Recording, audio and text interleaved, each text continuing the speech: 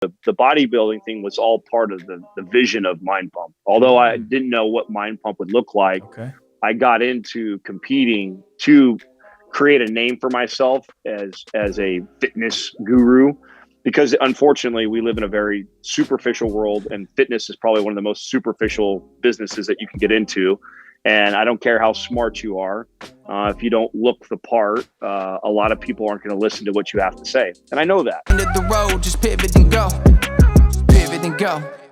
Talk about how you got here. So we talk about making big pivots on the Pivot and Go podcast. And you were, I'll set the stage for you. I got a picture up here of you on my computer, just this jacked bodybuilder, like literally looking like a Greek god. So you go from that to what you're doing now. Like, talk us through that pivot. Talk us through the struggles, the uncertainties. How did you go from bodybuilding extraordinaire to one of the top in all of podcasting media?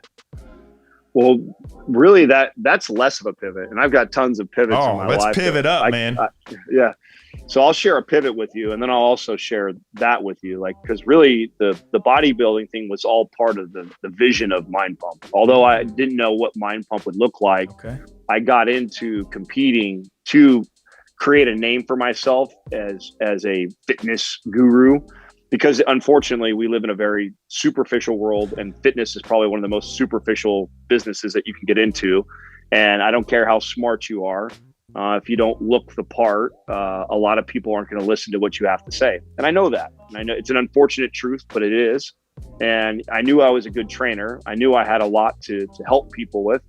But I also knew that I if I was going to build this big media company one day, that I would have to, get the attention of, thousands or potentially millions of eyes at one point. And so the whole competing thing was part of the ultimate vision. It was always, can I show people what I'm capable of doing on my own with no team, no coach, build this physique that goes and, wins and works my way up to the professional level, and then gets enough eyeballs and attention on me that I can then take that and pivot into the podcast where you can hear me talk and share information with my co-hosts, which, I knew I had two brilliant partners, and three, if you count Doug as producer, that we would be able to provide a tremendous amount of value for people. But I also knew that no one was going to listen to us if I couldn't first get the eyes on us. So that was all part of the vision. And I knew that pivot was coming, right? I remember to this day having a conversation with Katrina when she looked at me about, a year and a half, 2 years into competing life. And she says, is this going to be our life? And I said, hell no. Like, I do not want to be a bodybuilder for the rest of my life. Now, mind you, the reason why she asked that is because I am the type of person that once I put my mind to something, I become, very myopic, and, tunnel vision sinks in, and I'm enjoying the process. Like, you have to, if you're going to be great at it, I think you have to find love in it somehow. No. And so I think she saw all that, and she thought, oh my God, is he falling in love with this lifestyle and that he wants to be that way? And I kept reminding her, like, absolutely not. This is not what I want to do for the rest of my life. This is part of the whole vision. And, the day that Mind Pump outgrew my personal brand was the day that I changed my social media handles and I walked away from bodybuilding. And it wasn't a tough decision for me whatsoever. It was all part of the plan. Dude, I love that. You had a vision. You had a vision further than what was just right ahead of you. And seeing that, like, most people don't have that, and knowing that something bigger and better is coming, but you have to put in the legwork first or it's never going to come. And I love how you talked about the stepping stones and enjoying the process while you're at it. And like you said, man, like, if you told me to eat Cheetos and grapes and mush them together in a smoothie and that's going to make me jacked, I would listen to you and believe you, because you walked the walk. I think so. In a selfish question, Adam, is there any like sneaky tips to get as ripped and jacked as you? I mean, I know the consistency, but any like sneaky tips? Well, and here's the truth, right? This is like, I talked about this on our podcast the other day. One of the things that I thought I was most surprised by when I got to the professional level, and even as I was working my way up the ladder, the amateur and national level, I really thought that I was going to meet like some of the most brilliant fitness minds through this whole process. Like, these are the best bodies in the world. They have to know more about training and dieting than probably anybody I'll ever meet. And so I was really excited, but I was also really let down because what I realized that it wasn't that they didn't have all these incredible tricks or hacks. What I did find out was these were some of the most disciplined people I'd ever met in my life. And so if you want that elite level looking physique, the biggest answer, and I know you already hit it already, which is it's the consistency thing. And I'll tell you right now, like I've been a trainer for 20 years now. And that 3.5-4 year stint when I was getting ready to compete and competing, I've never been in my life that consistent, never. And to be honest with you, I wouldn't want to be that consistent. I don't desire that today. I mean, today, I keep myself at a healthy body fat percentage that probably hovers somewhere between 10 and 15% year round. And I don't really worry about it too much. I'm mindful of when I start to get off track for a little bit, or I fall off the consistency of training. But my things that I care about today are more about my balance in my life with my family.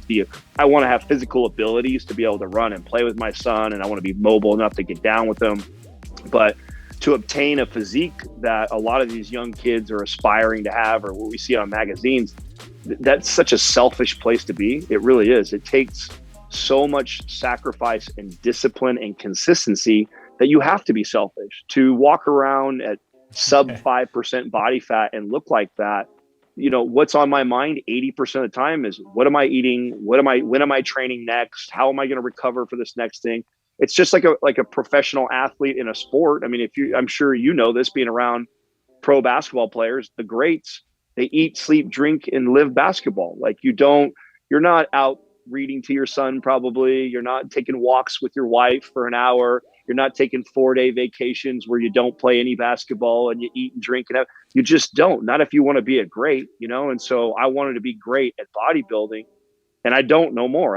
I have no desire to look like that, because I know what comes with that is the sacrifice. And unfortunately, the media has portrayed that image as what health is. And that's really not what health is. Health is much more than a body fat percentage. There's a whole sphere of things that are encompassed in that. There's relationship health, there's spiritual health, there's mental health, you know, and absolutely aesthetics is a part of that, but there's a wide range in what can constitute healthy for both men and women. And it's not the image that I presented on stage. And I'm very aware of that. And this is the type of stuff that we communicate on the podcast. And I'm not shaming anybody that wants to look like that or has a goal to do that. I think there's a lot of value in saying, hey, I want to look like this for a period of time in my life. I want to prove that I can do that. I see a tremendous amount of value of disciplining yourself, being consistent with the diet and training to get to that level, because you learn a lot about your own body in that process that you'll forever be grateful that you've obtained, because you'll know in the future. But living that way forever is not even this guy. I have no desire to do that shit.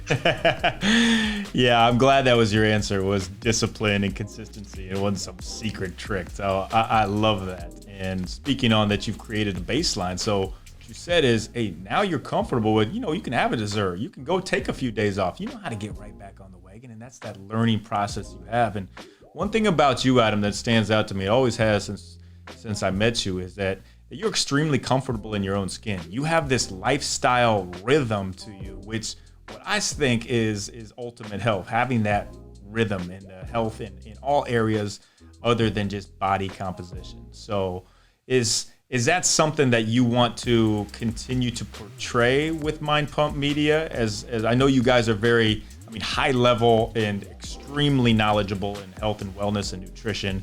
But would you is that what coming next? Taking it to a whole nother lifestyle of health? I think that's something that we always knew that, even in the way we named the show, right? It wasn't muscle intelligence, right, or it wasn't, barbell something. It was mind pump, and we did that because we knew we didn't want to, pigeonhole ourselves into this conversation just about lifting weights and nutrition, because we really believe that health is much more than just that. And there was a lot more that, one, we wanted to talk about, and two, that we wanted to explore and learn ourselves. Like, one of my favorite parts about the podcast, and why we probably will never stop doing the podcast, is the outlet that it's given me to reach out to other great people. I mean, be able to build relationships with people like yourself, to meet people that are so far more brilliant than the average person I would ever come across. I mean, we've had a chance to, I don't know how many, in the hundreds of authors that are New York Times bestsellers that I've got to sit down in a room and bend their ear and ask them any question that I want. Because of that, I think we all equally love that part of the business, the growth aspect that comes with it. I think no matter how successful Mind Pump becomes, or no matter how many pivots that we do within the company, I think we'll forever podcast for those reasons. But as far as like with the business, like there's a lot of different things that excite me that are like nothing related to the podcast at all that we're doing. I mean, my goal with the business is I want to be at a place where we could walk away from it completely, and everybody is, and so we're only doing it purely because it's something that we love to do. And, you know, we've done that. We've done a really good job of building a very solid foundation. We have many streams of income that come in because of it. Now, much of it started because of the podcast, but a lot of it has nothing to do with the podcast anymore. And what excites me is building all those up and getting them to a place where they take very little management from all of us. And I've been able to employ others and give them jobs and livelihoods to keep the ball rolling. And that excites me. I get really excited about what it's created for other people. Like it's one thing to create success in your own life. It's another thing to be able to help others find that and become a medium for them. And that's kind of like the stuff that really gets me all jazzed today. Like I love having a staff. I love building a team. I love watching them grow and develop parts of the business. Like that's probably what gets me up in the morning every day. Man, I love that answer. It's a servant mentality with legacy, with true legacy base.